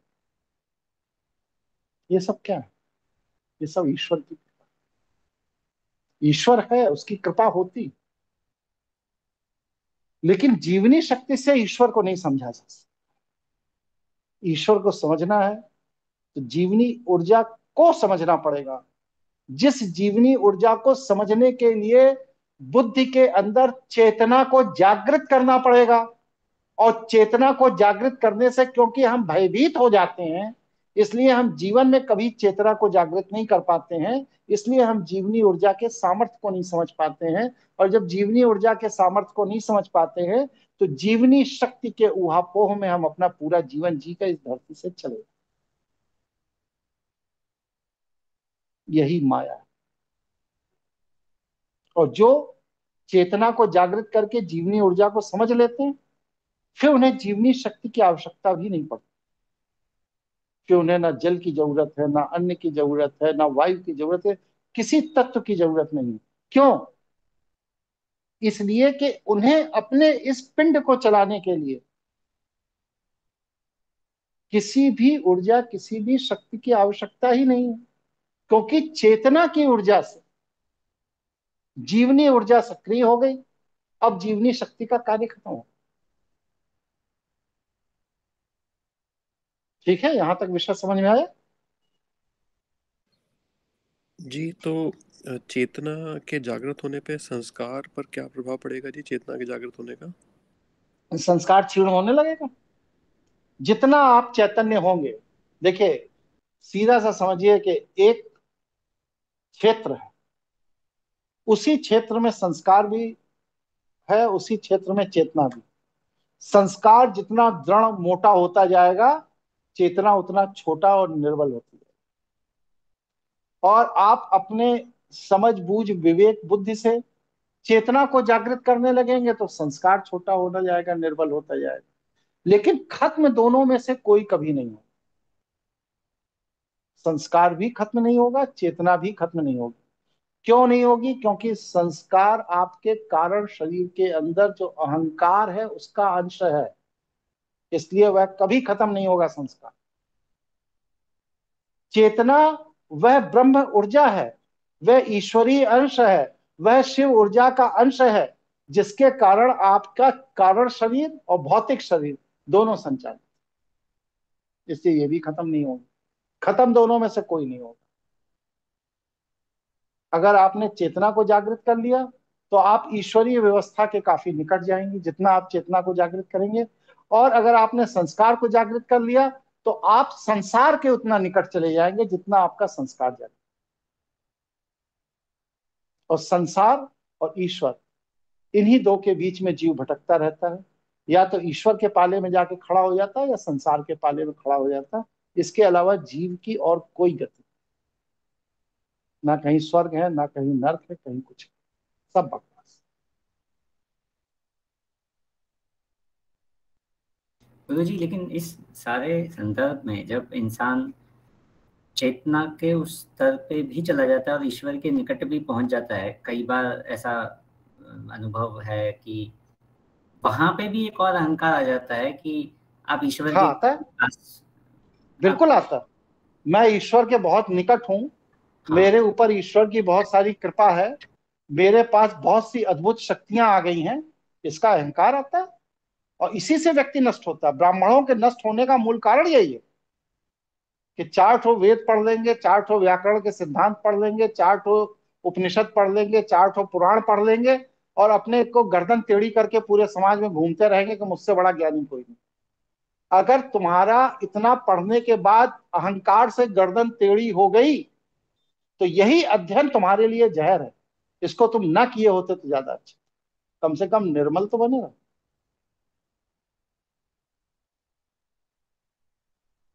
जी, तो ये जो अहंकार आता है गुरु जी, ये क्या संस्कार वश है या ये संस्कार वश? ये बस सिर्फ संस्कार। बस सिर्फ संस्कारवश, जो परिस्थिति के कारण हमारे स्वभाव से और विकसित हो जाते। बस अब यही जैसे कि आप वो देखिए, जैसे आप देखिए, कोई बच्चा कोई पोयम बहुत अच्छी बोल ले रहा, तो पोयम कोई बच्चा बहुत अच्छी सुनाता है और आपने कह दिया अरे वाह वाह बहुत बढ़िया बेटा बहुत बढ़िया, दूसरे ने सुनी अरे वाह वाह बहुत बढ़िया बहुत बढ़िया, 8-10 लोगों ने उसकी वाहवाही कर दी, भले ही उसका मनोबल बढ़ाने के लिए की, लेकिन उस बच्चे का क्या है कि संस्कार पोषित हो गया कि मैं जो पोयम जानता हूं वो इस पोयम को कोई नहीं जानता, मेरे डैडी भी नहीं जानते। बस यहीं से दुष्चक्र शुरू हो, यहीं से पतन शुरू हो। ठीक है बंसल जी, बताइए और क्या पूछ रहे हैं। बस यही पूछा था गुरुजी, जैसे आपने बताया कि वो विश्वामित्र जी के बारे में भी और इस संदर्भ में भी सभी का यही। हाँ, तो वो पतन भी शुरू हो गया, फिर से वही यात्रा फिर से शुरू कीजिए। वही है कि ये तो चक्कर बात वही है ना कि बात वही है कि उन्होंने अपना बौद्धिक उत्थान कर लिया, लेकिन संस्कार को निर्बल नहीं किया, चेतना को जागृत नहीं किया, बुद्धि को विकसित कर लिया, जीवनी शक्ति जीवनी ऊर्जा के अंतर को समझ लिया, जीवनी ऊर्जा का खेल खेलना सीख लिया। लेकिन जीवनी ऊर्जा का खेल खेलना सीख लेना पर्याप्त नहीं है ना, संस्कार को आपने उसकी चिकित्सा तो नहीं की, और जब तक संस्कार चिकित्सित नहीं है तब तक चेतना की जो ऊर्जा है वह है, लेकिन दबी कुचली निर्बल है। और जब चेतना निर्बल है तो क्या होगा, कभी भी संस्कार आपको पटक देगा, फिर आप उसी रसातल में चले जाएंगे। यही संस्कार के कारण ही तो आज आप धरती पर सुख या दुख भोग रहे हैं। जी गुरुजी, मेरा प्रश्न थोड़ा सा एक मतलब एक थोड़ा साइड ट्रैक पकड़ने का था कि मैं वो तो समझ गया, सही है, आदमी गिरता ही है और मतलब गिर ही गए, वो भी गिर गए तो हमारी क्या औकात है, हम जैसे लोग तो गिरते ही रहते ही हैं, 50 बार गिरते हैं फिर से उठेंगे। लेकिन एक चीज आपने बड़ी अच्छी बताई कि चेतना भी कभी मरेगी नहीं, क्योंकि वो ईश्वरीय तत्व है। तो मतलब ये है कि मतलब कभी ना कभी तो वो जागृत होगी होगी, चाहे वो 10,000 साल लगे, चाहे वो 50,000 साल लगे, चाहे वो कितने ही लगे। तो ये एक संतुष्टि है कि चलो मतलब ईश्वरीय तत्व है तो सही, ईश्वरीय तत्व हमारा साथ नहीं छोड़ रहा है। अब दूसरी चीज यहाँ पे ये आती है कि वो जब आपका पतन हुआ, अगर मैं विश्वामित्र जी के संदर्भ में बोलूं, या उसको मैं मान लेता हूँ कि मैं ही विश्वामित्र था उस जन्म में, मतलब जो भी मान लीजिए, अगर उनके फुट स्टेप्स में डालें अपने आप को, तो काइंड ऑफ उन्होंने भी अपने आप को उस भाव से उभारा ही होगा कि ओके भाई चलो गलती हो गई। वो उनको रियलाइजेशन पता नहीं हुआ या नहीं, लेकिन मान लीजिए मेरे को तो हो गया आपके सानिध्य में कि हाँ ये संस्कार वश हो रहा है। तो उस संस्कार की अब चिकित्सा करने के लिए मेरे को ये जो भाव आया है कि ये इसको क्या बोलेंगे, जैसे ये कि आप ग्लानि वाला जो भाव है कि मेरे से ये गलती हो गई कि वो पतन हो गया, उससे उठ के अब आगे चलना है, वो धक्का कहाँ से मिलता है? वो वैसे तो आपने शायद एक बार बताया ही था कि वो भी आपको उठना ही पड़ेगा, बस इसका आंसर इतना ही है। वैसे तो ऐसा नहीं है कि उसका आंसर नहीं पता है, लेकिन वो है कि मैंने आपको बताया ना कि जब भी संस्कार आपके ऊपर हावी हो, जब भी, बहुत छोटा सा इलाज है, तो आप संस्कार को अपनी पूरी मनमानी करने दीजिए, आप तटस्थ होकर संस्कार को देखिए। क्रोध आ रहा है, आप देखिए आ रहा है, कर्मेंद्रियों ज्ञानेंद्रियों पर उसका असर पड़ रहा है, हाँ पड़ रहा है, देखिए। और फिर जब क्रोध को प्रकट करने का समय, अंतिम समय हो कि अब बस प्रकट करना, बाकी पूरी तैयारी हो गई, तब आप बतौर दृष्टा अपने विवेक के अंकुश से बुद्धि को स्तंभन की स्थिति में ले आइए, कर्मेंद्रियों और ज्ञानेंद्रियों को विश्राम दे दीजिए। जैसे ही आप इस अवस्था में प्रवेश करेंगे, 1 बार 2 बार 4 बार, आपके अंदर वो भाव मरने लगे। क्यों मरने लगेगा? क्योंकि संस्कार का रसा स्वादन तो तभी होगा जब कर्मेंद्रियां और ज्ञानेंद्रियां सक्रिय होंगी। अगर कर्मेंद्रिय और ज्ञानेंद्रिय सक्रिय नहीं हुई तो भले ही कितनी बड़ी तैयारी कर ली गई हो, क्या फर्क है? तो संस्कार को विवेक के द्वारा उसकी तैयारी पर स्तंभन का अभ्यास करने से संस्कार क्षीर्ण होकर नष्ट हो जाता है। ठीक है बंसी जी? जी गुरु जी, बस ये है कि ये थोड़ी कंटिन्यूअस लड़ाई है, ये 5 बार जीत लेते हैं, छठी बार हार जाते हैं। निरंतर अभ्यास का विषय है। हाँ, निरंतर अभ्यास का विषय। धन्यवाद। और कोई साथी? यति जी कुछ और आप पूछना चाह रहे थे? 2-3 प्रश्न कर रहे थे मेरे। और जी कल पूछ लूंगा जी, कल भी सत्र है हमारा। नहीं तो और कोई साथी? इस समय है, अभी 10 मिनट और मैं बैठना चाहता हूँ। कोई साथी और कुछ पूछना चाहते हो तो पूछ। जी प्रणाम गुरुजी, राकेश भारद्वाज बात कर रहा हूँ। बोलिए राकेश जी जैसा कि आज काफी विषय पे आपने बात रखी, पूर्वाग्रह और स्वभाव आदत। जैसा कि आपने बताया कि जो वैष्णव होते हैं उनका एक दिनचर्या बन जाती है, मतलब आदत कि मंदिर जाना है, माला रटनी है। तो वैष्णव लोग तो इसी को भक्ति कहते हैं। तो भक्ति क्या अलग विषय है या यही? भक्ति मानसिक रोग है। जो मानसिक रूप से निर्बल लोग होते हैं वो भक्ति के प्रपंच में फंसते हैं। इसीलिए कलयुग में भक्ति का बहुत महत्व है। और कालों में भक्ति का इतना महत्व नहीं रहा। द्वापर में भगवान श्री कृष्ण के समय में कर्म का महत्व, कर्म योग। उसके पहले राम के समय में अध्यात्म का बहुत महत्व था, सत्य सिद्धांत बड़ा महत्व था। तो कलयुग में व्यक्ति मानसिक रूप से निर्बल हो गया। अब ना वह तप करने योग्य बचा और ना ही वह कर्म करने योग्य बचा। तो ना वह सतयुग जैसा तप कर सकता है, ना द्वापर जैसा कर्म कर सकता है। तो मनुष्य की अपनी ऊर्जा है ना, उसका प्रयोग कहाँ होगा? निरर्थक चीजों में। और सबसे निरर्थक चीज क्या है? भक्ति। तो व्यक्ति मजीरा चटकाता रहता है, ढोलक फोड़ता रहता है, उससे ना समाज का कोई भला होता, ना उसका अपना भला होता, ना परिवार का उसके कोई भला होता, और वो कहीं नहीं पहुंचता।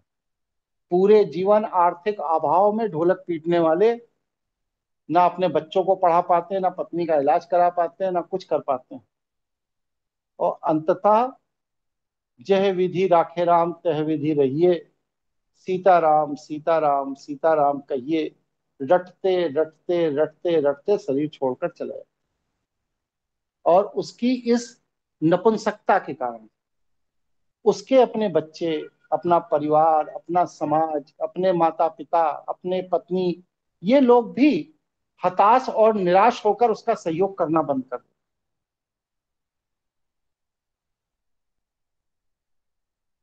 ठीक है जी जी एक और बात पे थोड़ा प्रकाश डालिए। जैसे अभी बताया आपने, जाहि विधि राखे ताहि विधि रहिए ना, और एक दृष्टा भाव, मतलब एक ओरल तरीके से देखा जाए तो दोनों एक जैसे प्रतीत होते हैं, इनमें नहीं? फर्क क्या? ना ना ना ना ना ना ना। भक्ति में आप लिप्त होते। राम की पूजा कर रहे हैं, कृष्ण की पूजा कर रहे हैं, नमाज अदा कर रहे हैं, जीसस क्राइस्ट की पूजा कर रहे हैं, कहीं भी कुछ भी कर रहे हैं, वहां भावनात्मक रूप से आप लिप्त होते हैं। दृष्टा जिस व्यक्ति का होता है, दृष्टा भाव, वह कहीं भावनात्मक रूप से लिप्त नहीं है। वो चीजों की, घटनाओं के क्रम को देखता है और उसका कारण ढूंढता है, ये चीजें घट क्यों रही हैं, और कारण को ढूंढकर फिर उसमें अपने संस्कार के अनुसार सुधार करता है कि अपने संस्कार में मैं क्या ऐसा सुधार करूं कि ये घटनाएं, ये चीजें दोबारा ना घटे। ये दृष्टा भाव। जैसे कि क्रोध आ गया, क्रोध कर दिया, ये क्रोध के साथ आपकी लिप्तता हो गई।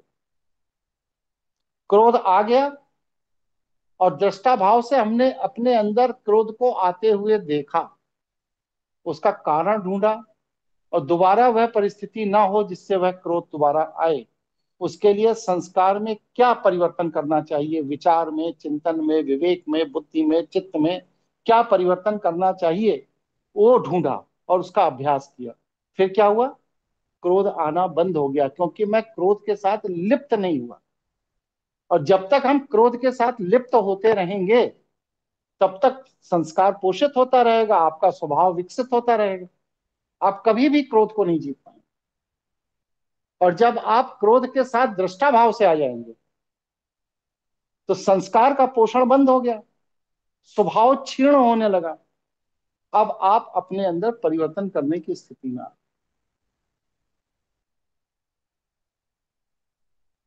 ठीक है जी। और कोई साथी? इसमें गुरुजी मुझे पूछना था, जैसे क्रोध आ जाता है तो उस समय तो इतना वो होता ही नहीं कि हम लोग दृष्टा भाव से, वो मतलब सिचुएशन ही ऐसी होती है कि हम लोग उसको कर ही नहीं पाते। क्रोध आने की वजह क्या है?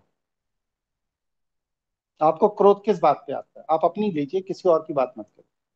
नहीं, आपको क्रोध किस बात पे आता है? अब क्रोध तो कई कारणों से आ जाता है, कभी नहीं, कोई एक ऑफिस कारण में। बताइए तो मैं उसको उदाहरण से समझा दूंगा ना। जैसे जी कि जी। आपको क्रोध, कोई एक कारण बताइए कि किस कारण होता है। अब जैसे हमारे ऑफिस में काम करने का टाइम होता है, सीजन होता है, तो उसमें एम्प्लॉयज थोड़ी सी इधर उधर करते हैं, लेट आते हैं, काम कम करते हैं, तो वो सारी चीजें फिर वो गुस्से में आ जाती हैं कि इनको पता नहीं है कि ये काम करने का टाइम है और इसमें ये ऐसे कर रहे हैं, तो वो मतलब लेट आ गए या कुछ भी हो गया तो वो गुस्सा तो नेचुरल आ ही जाता है।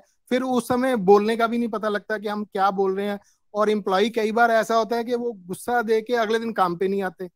तो जी, ये मतलब उस समय मतलब इतनी सोच समझ नहीं होती ये कि। ये सामाजिक दुर्व्यवस्था का कारण है। कारण क्या है? आप बुरा मानेंगे, उत्तर भारत में, खासतौर से बिहार, उत्तर प्रदेश, पंजाब, चंडीगढ़, हरियाणा, ये जो उत्तर भारत का क्षेत्र है, यहाँ पर वर्क कल्चर नहीं है। क्यों? क्योंकि ये मुगलों के अधीन रहा ये पूरा क्षेत्र। तो मुगलों के अधीन रहने के कारण यहाँ मनुष्य ने अपने संस्कारों को नष्ट कर दिया। यही आप दक्षिण भारत जाइए, आप राजस्थान जाइए, वो जाइए, राजस्थान जाइए और जगहों पर जाइए, तो वहां पर क्या है कि या तो वो जिम्मेदारी नहीं उठाएंगे, और अगर उन्होंने जिम्मेदारी उठा ली तो 10 बजे आना है तो 9:55 पे वो अपनी कुर्सी पे बैठे मिलेंगे आपको। अभी मैं 2 साल पहले मेघालय गया था, तो वहां पर एक जगह जाम लगा था, एक एक्सीडेंट हो गया। ताज्जुब आप सुनेंगे, 4 किलोमीटर लंबी लाइन थी, और 4 किलोमीटर उस लंबी लाइन में सड़क के बीचों बीच जो एक लाइन बना दी जाती है लेफ्ट और राइट चलने वाली, उसमें एक भी आदमी ऐसा नहीं था तो 4 किलोमीटर लंबी लाइन में जो राइट साइड से ओवरटेक करके आगे बढ़ने की कोशिश कर। क्या आपके पंजाब में ऐसा संभव है? कि हमारे तो वो सबसे पहले करते ही यही है कि ताकि अगर फाटक लग जाए तो बिल्कुल सामने आमने लगा देते, ताकि उधर से भी कोई ना निकल सके और इधर से भी ना कोई तो निकल तो सके। ये संस्कारगत दोष है, इसमें आप कुछ नहीं कर सकते। आपको अब इस व्यवस्था को मैनेज करना है। मैनेज करने के लिए क्या है? बैकअप प्लान लेकर चलिए। बैकअप प्लान के लिए क्या है? चीजों को कॉन्ट्रैक्ट पे करेंगे कि भाई इतना काम करोगे, 1 घंटे में कर दो, 1 दिन में करो, 1 साल में करो, तो इतना पेमेंट मिलेगा, नहीं तो नमस्कार जाइए। हर समय आपके पास क्यों होनी चाहिए? आपको शायद मालूम हो ना हो, मैं बता दे रहा हूँ। जितने बड़े होटल हैं, इंक्लूडिंग ताज बंबई वाला, या और भी जगहों के जितने बड़े होटल हैं, इन सब के यहाँ जैसे मान लीजिए 500 कमरे हैं, तो उन 500 कमरों में तो रोज भरे नहीं रहते हैं। कभी 500 पूरे भरे भी रहते हैं, और कभी उन 500 कमरों में 25-50-100 कमरे ही भरे होते हैं, 400 खाली भी रहते हैं। तो इनके यहाँ जो स्टाफ होता है वो कॉन्ट्रैक्ट बेस पर काम करता है। इसलिए जिस दिन जितने कमरे भरे होते हैं उस दिन सवेरे उतना ही स्टाफ को एंट्री दी जाती है होटल में, बाकी स्टाफ से काम नहीं लिया जाता। आपको करना हो करो, नहीं कोई दूसरे होटल में चले जाओ, हर जगह यही परंपरा है। तो आपको उसी तरह से अपने सीजन, अपने काम, अपनी व्यवस्था को देखते हुए इस तरह का विचार बनाना पड़ेगा। आप देखिए केरल के सबसे ज्यादा लड़कियां नर्सिंग होमों में नर्स का काम करती हैं, पूरे भारत के पूरी दुनिया में जाएगी। केरल की पढ़ी हुई कोई भी बच्ची अगर वह कुछ भी नहीं कर रही है तो किसी न किसी हॉस्पिटल में नर्सिंग कर रही है। क्यों? क्योंकि उनको प्रशिक्षित किया गया उसको। हम लोगों के यहाँ क्या है कि आदमी सैलरी पूरी चाहता है, बल्कि बढ़ के चाहता है, काम करना नहीं चाहता, और आपके संस्थान से चोरी क्या हो सकता है इसकी और जुगाड़ ढूंढता रहेगा सुबह से शाम तक। शुरुआत में जब मैं रत्न रुद्राक्ष वगैरह लोगों को यहाँ से बेचा करता था और ज्योतिष में लोगों को देता था, तो हमने करीब करीब 40 से 50 लाख रुपए के रत्न खरीदे और उसमें 20% मेरे रत्न चोरी हो गए। क्यों हो गए? क्योंकि जो स्टाफ है, जो एम्प्लॉय है, कोई व्यक्ति आया, उसको माणिक पसंद कराना है तो मैं तो बैठ के पसंद कराऊंगा नहीं। मैंने तो कुंडली देखी, माणिक रिकमेंड किया, वो गया संस्थान के काउंटर पर बैठ के उसने देखा और वहां पे 25 तरह के उसको माणिक दिखाए गए। उसने कोई एक लिया, उसमें 24 तरह के माणिक की जो वापस जगह पे जाना चाहिए उसमें एक और गायब हो गया। तो ये क्या है? परिणाम क्या हुआ? मैंने रत्न बेचने बंद कर दिए। जो वो नौकरी कर रहे थे उनको लात मार के निकाल दिया चोरी के इल्जाम में। अब उसका परिणाम क्या हुआ कि अब वो दूसरी जगह गए। जहां गए उसने पूछा भाई पहले कहाँ काम करते, तो उनका मेरे पास फोन आया। मैंने कहा हाँ मेरे यहाँ काम करते थे, लेकिन मैंने चोरी के कारण इनको हटा दिया, अब वो बेकार हो गए, चाट का ठेला लगाते हैं चौराहे पे। तो ये जो वर्क कल्चर ही नहीं है जिस क्षेत्र में हम लोग काम कर रहे हैं, ये दिक्कत है पुनीत जी। जी और कोई साथी कुछ पूछना चाहते? एक गुरुजी मुझे और पूछना था, जैसे एक तो आपने एग्जाम्पल दिया कि किसी की जीवनी शक्ति क्षीण हो गई तो जीवनी ऊर्जा ने काम किया। मैंने कुछ कुछ लोगों के ऐसे सुने हैं लेक्चर्स के जैसे उन्होंने मतलब जो काफी ईश्वर के करीब माने जाते हैं या समझे जाते हैं, तो वो जब कभी अपना क्या अपनी भाषा में बोलते हैं तो वो कहते हैं कि एग्जाम्पल देते हैं कि जैसे उनकी फ्लाइट लेट हो गई तो अब वो संकल्प करते हैं कि मतलब हम किसी तरह फ्लाइट पकड़ लें, और वो हो जब सकता है, जाते हैं ये एयरपोर्ट पे संभव है, तो संभव है, ऐसा होता है। अच्छा, तो वो ईश्वर के मतलब बहुत करीब है इसलिए उनकी मैंने आपको संकल्प। बताया ना, मानसिक शक्तियां आपकी अगर स्ट्रांग हैं तो उन मानसिक शक्तियों से आप ब्रह्मांडीय शक्ति से संपर्क कर लेते हैं, और ब्रह्मांड के पास ऊर्जा के 1000 तरीके हैं। वो किसी भी एक तरीके, दो तरीके को एक्टिव करके आपके उद्देश्य को पूरा करा देते।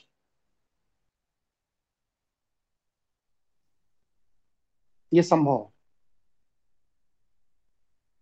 हमें भी और कोई गुरुजी सब ऐसे ही बनना है जी, कुछ ऐसा। अभ्यास करिए, मैं तो कहती हूँ मानसिक शक्तियों पर अभ्यास करिए। सबसे ज्यादा मानसिक शक्ति पर काम करने की जरूरत है। और ये समझ लीजिए पुनीत जी, जैसे एक दौर था जिसमें हम पढ़े लिखे हैं, उस जमाने में अगर आदमी अंग्रेजी लिखना नहीं जानता था तो उसे अनपढ़ कहा जाता था। आज हमारे अपने बच्चे का दौर है, इस युग में अगर आदमी लैपटॉप कंप्यूटर चलाना नहीं जानता है तो उसको अनपढ़ कहा जाता है। अगली जनरेशन जो है, हमारे बेटे के जो संतान होगी, उस जनरेशन में जो व्यक्ति मानसिक शक्तियों से कार्य करना नहीं जानता उसे अनपढ़ कहा जाता है। इसीलिए मैं बार बार आप लोगों को कहता हूं कि मानसिक शक्तियों से कार्य करने का अभ्यास अभी से शुरू कर दीजिए, जिससे कि 2030 2035 के बाद आप लोग अनपढ़ जाहिल कह करके क्षेत्र के बाहर न निकाल दिए जाए। क्योंकि जिस तरह से एआई कृत्रिम बुद्धिमत्ता अपने चादर फैला रही है, अगर हमने अपनी मानसिक शक्तियों को स्ट्रांग नहीं किया तो यह कृत्रिम बुद्धिमत्ता हमारे ऊपर हावी हो जाएगी और हम लोग सिस्टम के बाहर हो जाएंगे। मैंने 1.5 महीने पहले बता दिया था कि शेयर बाजार खत्म होने जा रहा है। जिसने जो इन्वेस्ट कर रखा है निकाल लीजिए, क्योंकि ये बाजार 20 से 25% गिरने जा रहा है। तो एक तो शुभम मधेशिया थे जिनको मैंने हटा दिया, तो उनको बड़ा आश्चर्य भी हुआ, बड़े आश्चर्यजनक तरीके से उन्होंने बात भी की, सब कुछ किया। आज स्थिति क्या है देखिए, 25% शेयर बाजार क्रैश कर गए। इसी तरह आज से 10-12 साल के अंदर, बहुत समय नहीं लगेगा, बस सिर्फ 10-12 साल के अंदर, अगर आपने अपनी मानसिक शक्ति को विकसित नहीं कर रखा है तो आपका बुढ़ापा बड़े परेशानी से गुजरेगा। इसलिए निरंतर अपनी मानसिक शक्तियों के विकास पर कार्य करें। ठीक है, धन्यवाद गुरु। और कोई साथी कुछ जानना चाहते हैं? जी, मानसिक शक्ति के विकास के लिए आपने ऑलरेडी ब्रह्मास्मि क्रिया योग में बता ही रखा है कई जी। कई क्रियाएं बताई, आप लोग अभ्यास ही तो नहीं करते हैं, तो चक्कर आता है। आप लोग क्या है कि मेरे कामों में कमी निकालते हैं। जिसको भी देखो, ये ऐसा नहीं है, गुरुजी ने ये बताया था तो इसमें ये नहीं हुआ, तो वो नहीं, अपनी पात्रता नहीं देखते हैं कि हम इस योग्य नहीं है, अभी हमको अपने को विकसित करना है, इस पर ध्यान नहीं देते। गुरुजी ने ऐसा बताया था तो ये चमत्कार होना चाहिए था, तो वो चमत्कार नहीं हुआ, तो ऐसा नहीं हुआ, तो वैसा नहीं हुआ, दुनिया की बात है। मैं बार बार कहता हूं कि जो चीज मैंने आपकी योग्यता, क्षमता, प्रतिभा को देखते हुए बतला दी, उतना करके अपने को प्रस्तुत करिए कि हाँ इस स्टेज तक मैंने कर लिया, फिर इसके आगे बात करें तो और चीजें बताई जाए। लेकिन जो बेसिक उसकी क्वालिफिकेशन है, वहां तक तो आप अपनी तैयारी करो। और बेसिक क्वालिफिकेशन तक जब आप तैयारी नहीं करोगे तो आप ये हमको कैसे दोष दे सकते हो कि आप आगे का क्रम नहीं बताते हैं, आगे की चीज नहीं बताते हैं। तंत्र में लोगों की यही शिकायत थी कि इन्होंने आगे का नहीं बताया। हमने कहा जितना बताया उतना किया, का किसी ने नहीं किया, तो फिर आगे और क्या बताएं। और जो किए हैं, जो हमारे साथ में, आप उनसे पूछिए, बलजीत जी हैं, शिवाय जी हैं, या और जो अपने साथ के लोग हैं, नाम मैं किस किस के लूंगा, ये बताएंगे कि हाँ मैंने किया। बलजीत ने साधना की 3-3.5 साल, देखिए उसके अंदर वो दृष्टि पैदा हो गई। और वो फोटो देखकर, जैसे मैं बताता हूँ वो बता देता है कि कौन व्यक्ति है, क्या है, उसका पाश्चात्य भी बता देगा, भविष्य भी बता देगा। उसके घर पे भीड़ लगती है, लोग फोटो दिखाने आते हैं। तो वो शक्ति उसने अर्जित की ना, 1-1.5 साल के अभ्यास से। तो वो कर सकता है, आप क्यों नहीं कर सकते? लेकिन उस जैसा बनना पड़ता। दुनिया में मानसिक तरंगों से बड़ी ऊर्जा कोई नहीं है, मानसिक तरंगों से बड़ा हथियार कोई नहीं है, और मानसिक तरंगों की निर्बलता से बड़ा अभिशाप कोई नहीं है। 2030 के बाद, आर्टिफिशियल इंटेलिजेंस के सक्रिय होने के बाद, मनुष्य की स्थिति कूड़ेदान में पड़े हुए कूड़े से अधिक नहीं रह जाएगी। इसलिए आपको अगर उसमें सरवाइव करना है तो अपने मानसिक शक्तियों को अभी से विकसित करना शुरू करें, नहीं तो आप लेट हो जाएंगे। ठीक है, जी। मैं तो देखता हूँ 2-3 लोग प्रश्न करते हैं, आप हैं, पुनीत जी हैं, बंसल जी हैं, प्रश्न कर लिए, बाकी लोग प्रश्न ही नहीं करते। क्या करें? और फिर बात को आरोप लगाएंगे कि जब कार्यक्रम पूर्ण हो जाएगा कि लीजिए हमें तो कुछ ज्यादा सीखने का मौका नहीं मिला, क्योंकि हम जो चाह रहे थे वैसा नहीं हुआ। अरे उस दिशा में प्रवेश करोगे तो वैसा होगा। चलिए, कोई बात नहीं। तो आज सभी प्रश्न पूर्ण हो गए? किसी का कोई प्रश्न आज बाकी तो नहीं? जी गुरुजी, एक प्रश्न था। जैसे मुझे मेरे आसपास कोई अगर अधिक तेज आवाज में म्यूजिक या कुछ बजाता है फोन, तो मुझे गुस्सा आता है। तो मैं उस सिचुएशन में क्या करता हूँ, या तो उस बंदे को दूर भेज देता हूँ, या मैं खुद वहां से हट जाता हूँ। तो ये क्या प्रक्रिया है, ये क्या मनुष्य का सही? स्वाभाविक स्वभाव है। ये मनुष्य का स्वाभाविक स्वभाव है। बहुत लोगों को तेज आवाज पसंद होती है, बहुत को नहीं होती। तो ऐसी स्थिति में अगर वह विवेकहीन है, 1-2 बार मना करने पर नहीं समझ में आ रही है उसको आपकी बात, तो उस स्थिति में दो ही चीजें हैं, या तो आप हट जाइए, या फिर आप अपनी मानसिक शक्तियों से उसके मस्तिष्क में इस तरह की ऊर्जा जागृत कर दीजिए कि वह भी तेज आवाज से परेशान होने लगे,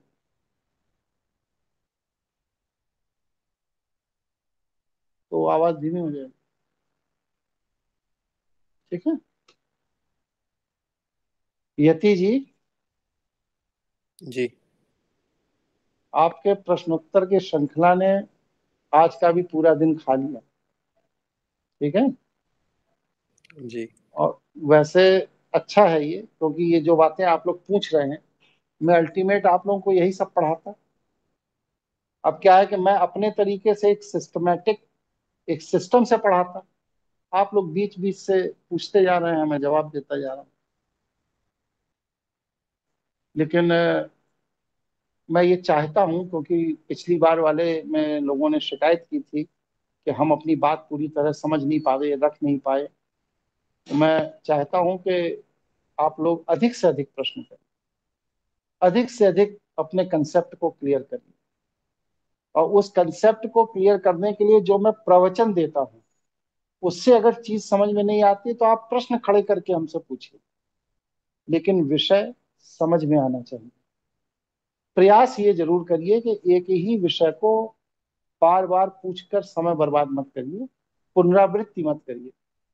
लेकिन प्रश्न करना बहुत अच्छी चीज है, और जो व्यक्ति जिस तरह से जो भी समझना चाहता है, मेरे पास जितना ज्ञान है, मैं हर व्यक्ति को संतुष्ट करने का प्रयास करता हूं। ठीक है, कल क्लास रखनी है नहीं रखनी है? जी रखनी है। नहीं है। और साथियों का विचार आने रखनी है? रख लीजिए गुरुजी। ठीक, तो कल क्लास रहेगी, हम लोग कल मिलेंगे। इसी संदेश के साथ सभी साथियों को नमस्कार। जी प्रणाम। प्रणाम गुरु जी।